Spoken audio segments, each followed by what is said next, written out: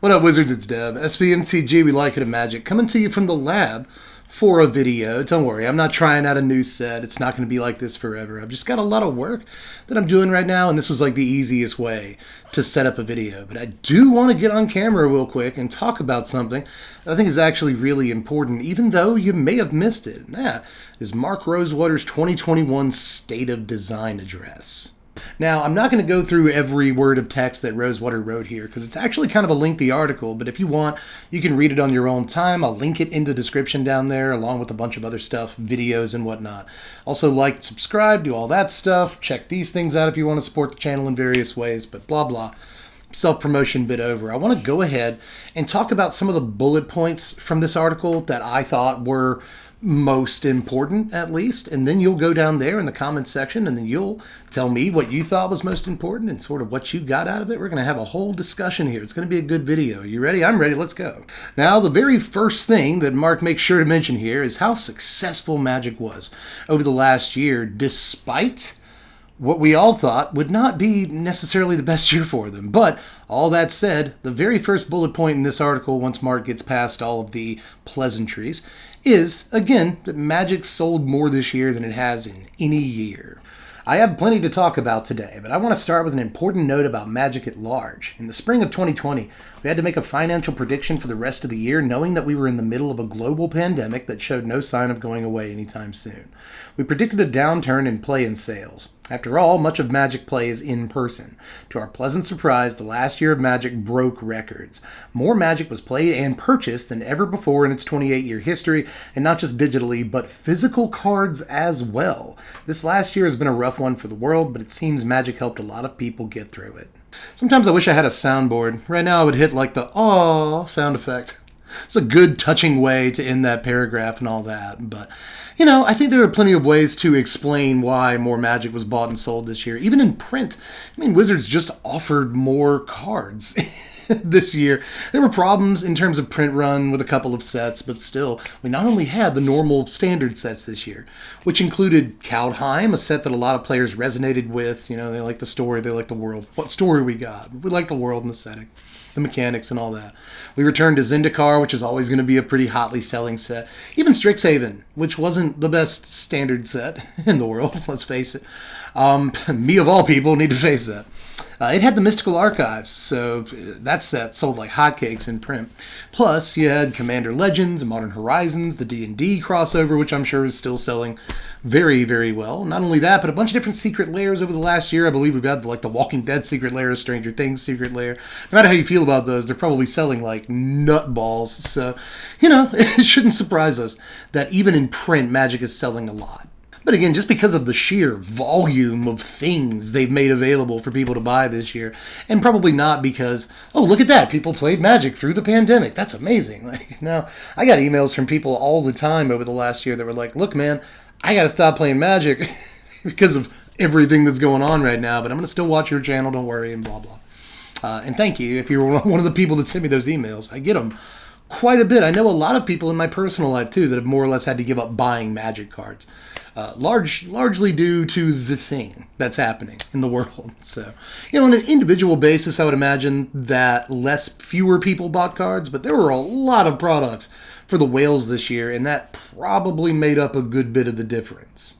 Of course, that's all complete speculation. There may be a ton of new Magic players playing printed Magic that have never played before. Perhaps Arena is bringing a lot of people over to the paper space, and I really want to believe that. But again, in the end, they've just released so much product this year, and a lot of it has been for the whales, that it wouldn't surprise me if instead of a bunch of people playing Magic, which they were very careful not to say, instead they're literally just selling more cards because they put more of them out, which is in fact, exactly what they did say. So I would like to be able to tell you that as a result of, you know, Mark Rosewater saying this and the financial reports and all that, that means there's more Magic players than ever, and that's a good thing, but I'm just not sure that is 100% true. But, you know, I play Magic the Gathering. I've played it for 26 years, and if the company that produces my favorite game of all time is making more money, I guess that's a good thing. I hope. I should hope that's a good thing. I would really like to believe that, but somehow it's more difficult than it should be. But anyway, let's move on, or we'll just be here all day, to point number 2 in Rosewater's state of design, and that is that set boosters were a big hit. And this is actually kind of one of the more controversial bullet points from the article. It reads like this: "This was also the year we introduced set boosters, and they were a huge hit. It's a sign that we're not resting on our laurels when we can question things we've done for all of Magic's life and find new ways to allow the audience to experience the game in the way they choose. I will add one lesson to this highlight. As we get more types of booster packs, we have to get better at predicting audience demand. Strixhaven got shorted on draft boosters early in its release because of this, plus some COVID-related production issues, and we're taking steps to make sure that doesn't happen again." Now notice how Rosewater mentions there that there were some problems with some suppliers, some vendors, getting draft boosters of some sets, namely Strixhaven, over this last year. And that, he doesn't say this, but I've seen a lot of people on like social media, assumedly people who own LGSs or are vendors of cards one way or the other, who have said that one of the big reasons why set boosters sold so much is because they couldn't get their hands on draft boosters. And maybe Rosewater doesn't necessarily attribute enough of the success of set boosters to the fact that there weren't regular draft boosters to buy, right? So hopefully the lesson here isn't, oh, we need to make a million different kinds of boosters, right? Which I wouldn't necessarily be adverse to. I think if there are people that want to buy different kinds of boosters, then let them. It doesn't hurt me or the community in any way or anything like that. So I even like ripping open a collector booster every now and again. I could swear, I knew I was going to hate those. But like, they're fun to open, and they're really unique cards and stuff. So like every now and again I'll get a collector booster. And again, I thought I was going to hate those. So, different kinds of boosters isn't really the problem here. And if they want to keep doing that, that's fine. But I think that what a lot of people are saying, at least on social media, not to say that I hold the same opinion, but what a lot of people are saying is that maybe the lesson they learn from the success of set boosters should not be, oh, we need a million different kinds of boosters every set. Maybe the lesson should be give suppliers what they need in the first place. And again, Rosewater brings that up here, but I think some people are upset that maybe he doesn't put enough of the onus on that. Either way, I think I'll just end this one by saying that if we get more types of boosters, if that is the lesson they learned from the success, quote unquote, of set boosters, may have been an engineered success is what a lot of people are accusing them of. I'm not sure about those allegations, but even if it was an engineered success of a product line, I still think that more types of boosters isn't necessarily a bad thing as long as there are people that want to buy them. Now, the first lesson that Rosewater points out in the bullet points of this article is that they need to get better at extending sort of mechanical cohesion, or the theme of each set, in between sets. Now, the way he put this is, while visiting more worlds per year helps keep Magic from feeling stale, we've run into the opposite problem. Players get excited about mechanical themes in individual sets, but then feel as if that theme is abandoned as we move on to do new things in other settings. We need to get better at figuring out how to let each world shine on its own, but come together to create something larger. Now, in another bullet point, Mark goes on to lament that he had hoped that the MDFCs in 3 sets in a row would help bring some mechanical cohesion between those sets, but he feels like it didn't work the way he wanted it to. It didn't lend the cohesion he wanted it to. And I'm with that, but I still think that MDFCs are great and relatively popular, which again, he does go on to mention how popular MDFCs were in both limited and constructed. So I think we'll do more of that. I think he's not talking necessarily about what they shouldn't do here. It's what they should do more of. So perhaps in the future, look for not necessarily mechanics to return set after set, even though the setting changes, right, or the plane changes in between sets. Like, I don't think they'll do flashback on 3 different planes just because those sets come one after the other.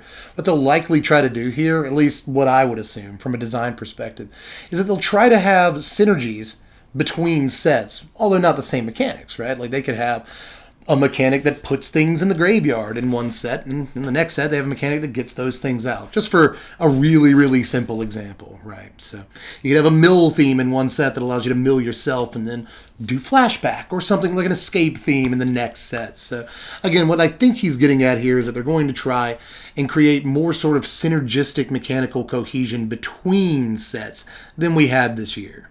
Now, Rosewater also said that people enjoyed Landfall's return, which was probably not a surprise, but they also liked a brand new thing they're trying out, and that is snap-on equipment. The first one of these we saw was Embercleave, but they've been doing a lot more of them in the last few sets, and it looks like we might see more. Here's how he wrote it out.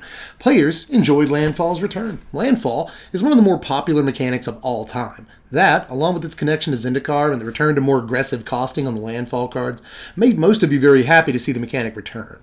We also played around with some new tweaks, which I got a lot of positive comments about. Now, snap-on equipment was popular. Another Zendikar Rising mechanical theme that got a lot of positive feedback was the snap-on equipment. Numerous people have asked me to do this more often.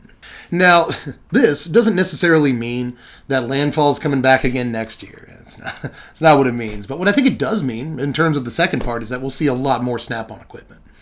As days go by, I think that this is going to be something that not every equipment is going to do, obviously, but they're probably going to put on a few equipments in each set, especially equipments that they want to push, or maybe equipments that they want to give a high equip cost to, but snap on to the first thing, kind of like a Maul of the Skyclaves, right? So I think that they'll do a lot more of this, and I'm really happy about that. Snap-on equipment is also something that I really, really like, so I'm just glad they're doing more of that.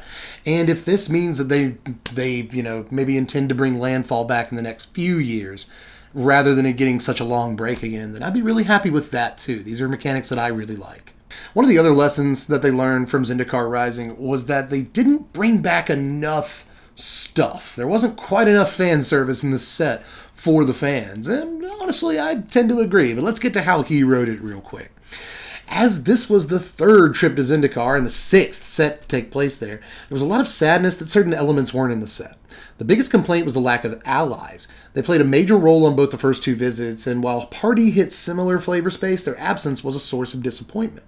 I similarly got complaints about various mechanical elements, the most mentioned ones being traps, quest, and creature lands.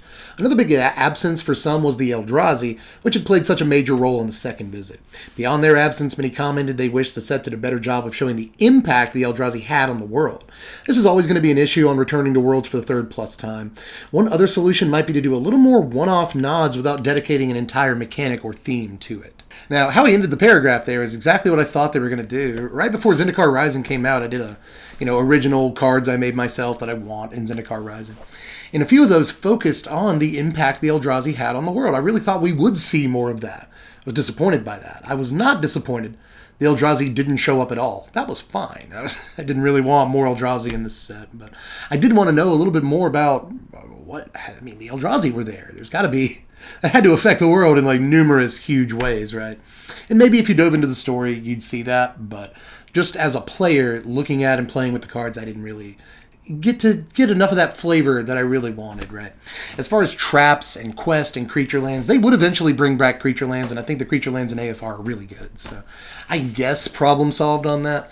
Quests, allies, traps, they weren't things that I particularly enjoyed, but those are all subjective things, right? I had fun playing allies way back in the day, but I wasn't really too put off, especially because they introduced Party rather than have allies, which I thought was a pretty cool substitute for allies, right? But, everybody wants more allies. They want to do the ally commander deck and, maybe a third or fifth, sixth set with allies on them would have actually really helped do that. So I can understand why some players who really like these themes were disappointed. But I will say this doesn't mean that you have to bring back every mechanic from every set that we've ever visited once we go back there. I don't think you have to learn that lesson from this. But, if you are a player who really wanted traps or allies, then I feel your pain. Even though those weren't things that I loved, people did love them. Now, next we're going to touch quickly on Commander Legends, which Mark Rosewater didn't have a ton to say about, but there are some interesting things in there. The thing that stuck out to me the most was the bullet point about players loving throwbacks to old Magic lore. The set needed to have a lot of legendary creatures to make drafting work, and it was a Commander-focused product. I got much feedback on how excited players were that we used a lot of that space to highlight characters from Magic's past. Now, he also said that players liked the reprints. I got a lot of positive feedback about the various reprints we put in the set is really all he said in terms of this bullet point. So, more reprints, I suppose. Seems like every year they learn they should do more and better reprints, right? So, hopefully they'll continue to learn that lesson until they just abolish the reserve list. That'd be cool. I'm sure I'm gonna get some pushback on that, but still, I don't love the reserve list, but that's a whole other conversation. Um, Aside from that, though, not just the reprints, but the throwbacks to Magic lore, I really hope they learn more from that. I don't know why they didn't already learn that lesson from Dominaria. It does look as though they have copywritten a Dominaria thing. We don't know if it's a new set or not yet. Or maybe it's an extension to a game, or who knows, maybe it's a new game entirely, video game or something. We don't know exactly what it is, but they have copywritten a Dominaria name, and hopefully it's a new set. But hopefully they've learned the lesson from Dominaria, if nothing else, that people love these kind of throwbacks, these references to old Magic stuff, right? I'm a fan. I enjoy fan service, and I've been playing for 26 years. So the more you want... Hey, if you want to return to Homelands... Let's go. I'm ready. I know it's kind of a gross lesson to learn. Just more fan service all the time. But I will never get enough of let's go back to the dark. Let's go back to Legends and do that again. Let's go back to Fallen Empires. Let's do it right this time. I love all of that, and I hope that they shamelessly do more of it. Now, one of the lessons that Rosewater claims to have learned from Commander Legends is that more cards could have been white. Some cards should be white sometimes, right? Go over how he put that real quick. One of the ongoing issues R&D has had with Commander is trying to balance the color wheel inside the format. The color having the biggest struggle has been white, and there are numerous cards many in the community wish had been printed as a white card. The Council of Colors has been spending a lot of time on this issue, the Council of Colors, so I hope the upcoming year will help ease this issue some. Now, we'll actually touch on this a little bit more later in the article, but expect white to maybe get a power level increase in the next year. This is actually something we've been talking about for a couple of years as a community, and not just in the Commander format either, just kind of at large. What does white even do? Got small guys, blows up stuff sometimes, right? But what competitively, white's not great, and so I like that they've put a team on this. The Council of Colors is looking into it, and again, I would imagine that in the next couple of years we'll see, maybe white's role in the color pie shift. I don't know if it's going to be anything that radical. But maybe white will get to do some of the more powerful stuff that it's been able to do in the past. We'll come back to white being able to, reanimate creatures. It used to be able to do that, remember? You still see that every now and again, but just not in a really powerful way. So, again, maybe we'll reanimate white's role in the color pie, reassess white's role in the color pie. But even if it's nothing that radical, if we just give white some more powerful cards, that's good. But now we move to Caldheim, which is a set they learned a couple of what I think are really valuable lessons. The first one, maybe the most valuable, and that's that this really should have been 2 sets. And I like that Rosewater, Wizards of the Coast by extension, has acknowledged this, because it's something I've heard a lot of people say, and I've even said myself, right? So the number one piece of feedback I got about Caldheim was that there was too much in it. Trying to fit 10 realms into just one set didn't leave any breathing room, and as a result, players felt they missed a lot of cool stuff in the world. The common consensus was that this should have been 2 sets. This is a note we'll take to heart. We're still trying to understand when a world wants to be bigger than just one set. Now you see here the bullet point, they also learned there should have been more anti-snow cards, a very important lesson. Now briefly on the anti-snow thing, Rosewater goes on to say that maybe in the future when they brew up mechanics, when they bring mechanics back, they'll make sure that there are enough stopgap measures within that set to, conveniently answer them, or, so there won't be...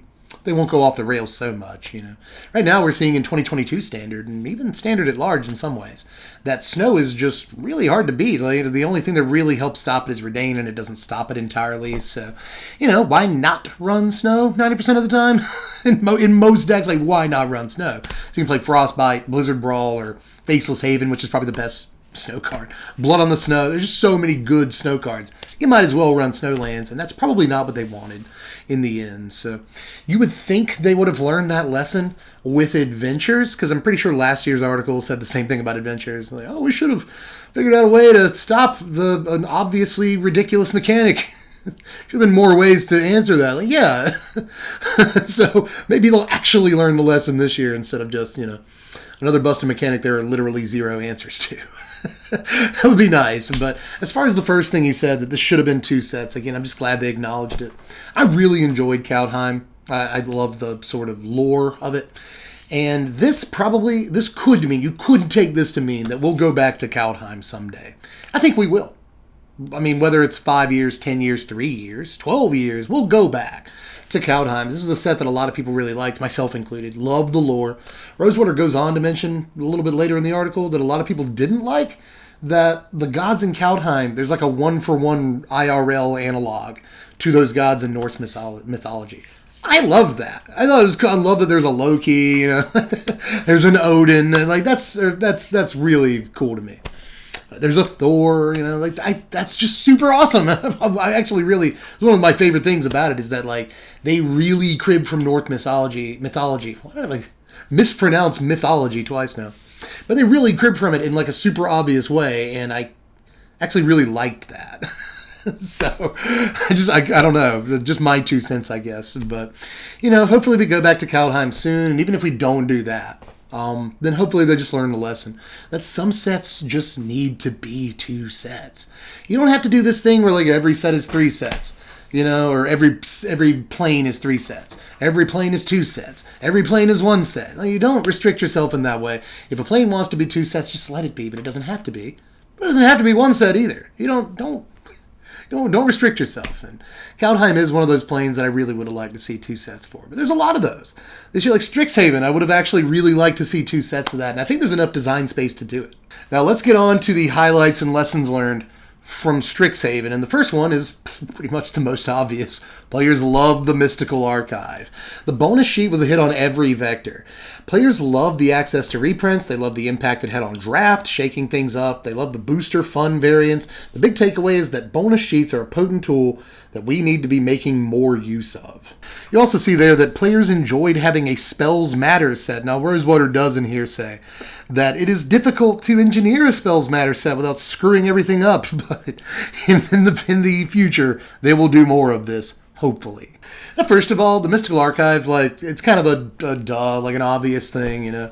This probably drove sales of Strixhaven more than anything else. I myself love the Mystical Archive. I love that, you know, you draft the packs up and you get to play with the in draft with, like, channel. It's cool. That's really cool, and I want you to do more of that.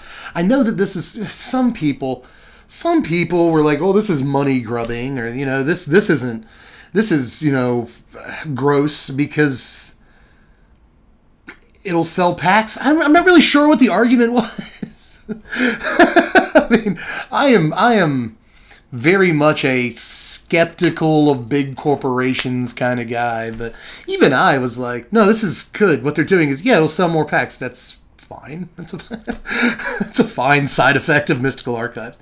You know, I really like time-shifted cards back in the day. I like being able to get cards from the list and like a collector's booster. Like all these different ideas I've really enjoyed historically, and Mystical Archive was no different. The art was just a slam dunk. The fact that these cards are playable and limited, just grand slam, man. Like everything really hit hard in terms of Mystical Archives, and the more they do this, the happier I'll be, honestly. They shouldn't do it in every single set. They shouldn't, but if they did it in more sets, I would be pretty pleased with that, personally. Now let's move on to AFR here real quick and talk about some of the things we learned from this set, or that Wizards claims to have learned from this set. The first being that players liked the use of the flavor words. Now, this set tried something new where we used italicized text before rules text as a way to add extra flavor. I got a lot of requests for us to add this to normal Magic.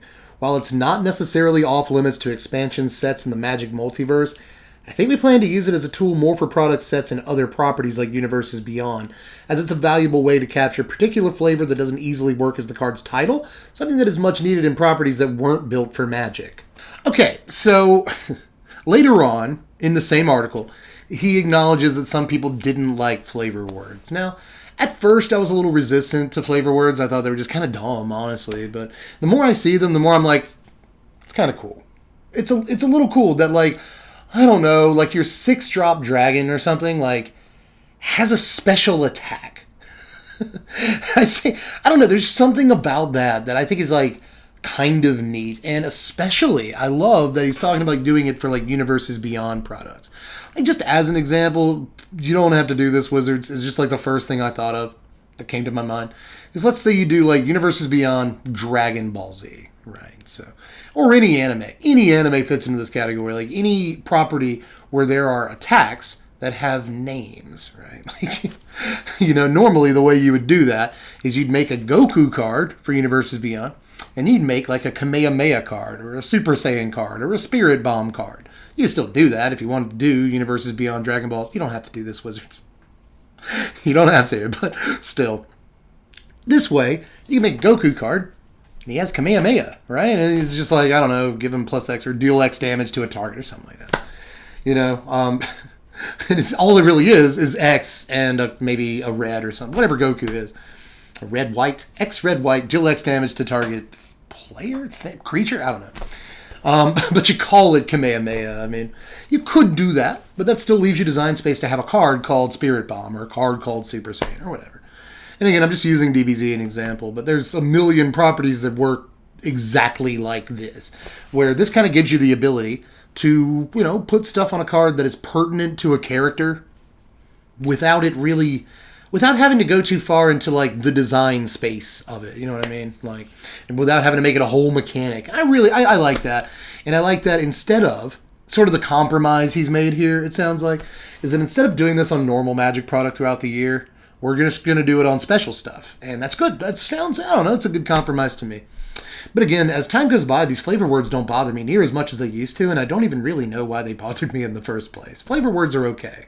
Now, aside from everything I've already talked about, something else that Rosewater says a couple of times is that players enjoyed the lighter tone of this or that set. Players enjoyed the lighter tone of Strixhaven. Players enjoyed the lighter tone of Modern Horizons 2. And that's something maybe they'll focus on a little bit more in the future. Now, obviously, we got Innistrad coming for 2 sets. And I kind of hope, with Innistrad's flavor, I kind of hope it lands somewhere in between original Innistrad, dark, grim, sort of gothic art style, but also Throne of Eldraine, right? Throne of Eldraine, that sort of grim fairy tale, lighthearted, sort of fantasy art, but with a lighter tone, Cards like Ginger Brood come to mind, right? Stuff like that, where there's obviously kind of a tongue-in-cheek, light-hearted tone that you can kind of laugh at here and there, but there's also some darker things in the set a la original Innistrad. I would really like if the set kind of hit that tone in terms of art and flavor. If they learn that a lighter tone is, not only something we enjoy, but it's more sellable, right? Then that's something I will enjoy coming to a lot of Magic sets in the future. But at the same time, I think that there's room. There's a time and a place for a, dark or brooding or just intense Magic storyline where a lot of, high-stakes things happen. We haven't had a storyline like that since the Gatewatch and Bolas, right? We've kind of been, I don't want to say abandoning Magic Story, but putting a lot less emphasis on Magic Story. And I would like, in the next few years, if we got another one of those, the Weatherlight Crew or the Gatewatch type stories. That'd be fine by me, too. You can do a lot more narrative, world-building and stuff while maintaining a lighter tone and dropping that lighter tone when appropriate, is all I'm saying. But anyway, this video turned out to be longer than I thought it was going to be, so I apologize profusely for that. But there's always a lot to talk about when Rosewater is talking about the things he learned and that Wizards at large learned from a given year, because you can really extrapolate a lot from that. Some of it conjecture, some of it speculation, but then other times he'll come out and just tell you, we're going to do more of this in the future. And I think it's important to put that message out there, either if you haven't heard it or read the article, or if you just wanted, to hear some fat chud on YouTube talk about how he feels about something that you care deeply about because you did read the article. Then I'm here for that too. But anyway, now it's your turn. Just let me know how you feel about everything that I've said and everything Rosewater said in his article, sort of my speculation about these things, how you want these things to be applied or not applied going into the future here of Magic the Gathering. So we'll just have a discussion down there. There's a lot to talk about after this video. But aside from that, do the YouTube stuff. Like, subscribe. That would mean a lot to me. I've been putting a lot of work in lately and a lot of work in here in the very, very near future, because, not only is it spoiler season, new decks and all that, but I got a lot of collabs that I'm doing that I'm really super excited about. More on that super soon, by the way. But yeah, just do all the YouTube stuff and then all this stuff. Watch me play Magic on Twitch. Support the channel for $1 a month on Patreon and vote on what content we do. And if you want to see me tweet things, I do that every now and again as well. But anyway, I'm done for this one. I gotta turn around and edit it. So love you all. I am Dev from the Place. Thanks for watching, Wizards. Spread love and be kind.